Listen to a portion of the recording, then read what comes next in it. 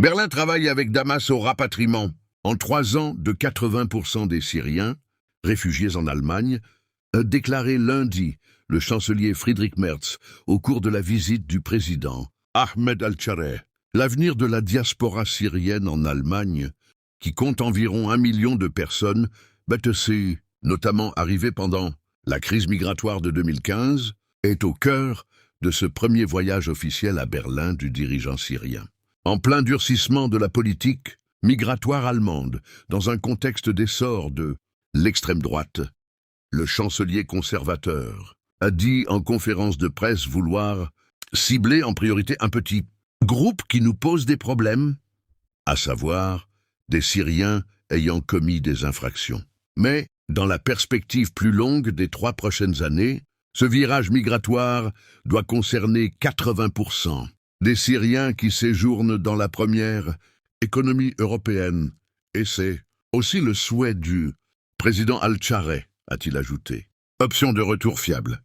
Le président syrien devait aussi aborder les questions migratoires avec le ministre allemand de l'Intérieur, Alexander Dobrindt, plus tard dans l'après-midi. Avant ce déplacement en Allemagne, Ahmed al-Chareh, un ancien rebelle djihadiste de 43 ans qui a renversé Bachar el-Assad en décembre 2024, a multiplié les voyages, en particulier aux États-Unis, en France et en Russie, afin de replacer la Syrie sur la scène internationale.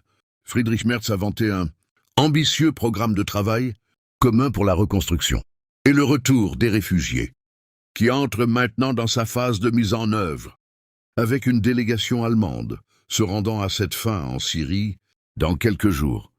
Après 14 ans de guerre civile, le redressement de la Syrie est primordial, ont souligné les 2 hommes. L'Allemagne va ainsi financer à hauteur de 200 millions d'euros des projets relatifs à l'approvisionnement en eau ou à la reconstruction d'hôpitaux. Lundi, M. al-Chareh a aussi rencontré le président fédéral, Frank-Walter Steinmeier, et a participé à un forum économique germano-syrien au ministère des Affaires étrangères. Il y a vanté une Syrie refuge pour les chaînes d'approvisionnement, qui permet le transport d'énergie et de marchandises vers l'Europe sans passer par le détroit d'Ormuz, paralysé par la guerre au Moyen-Orient. Mais la Syrie reste ensanglantée par des affrontements, notamment des combats entre troupes gouvernementales et combattants kurdes, et les accusations de violation des droits humains sont légion.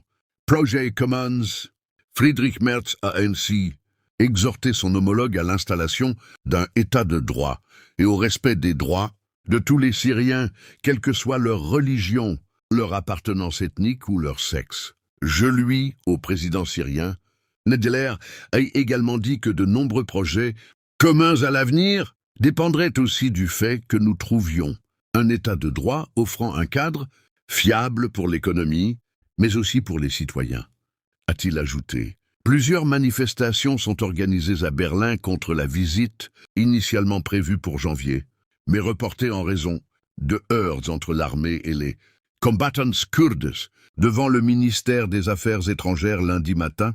Des manifestants ont brandi des drapeaux kurdes et des pancartes critiquant le rapprochement entre les 2 dirigeants, ainsi que le passé djihadiste du président syrien.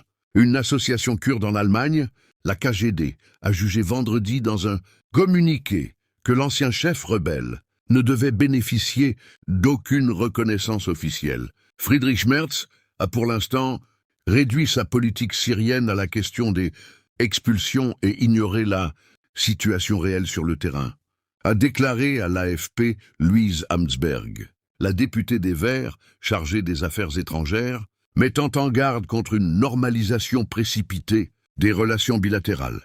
Abonnez-vous à la chaîne pour plus d'informations. Merci.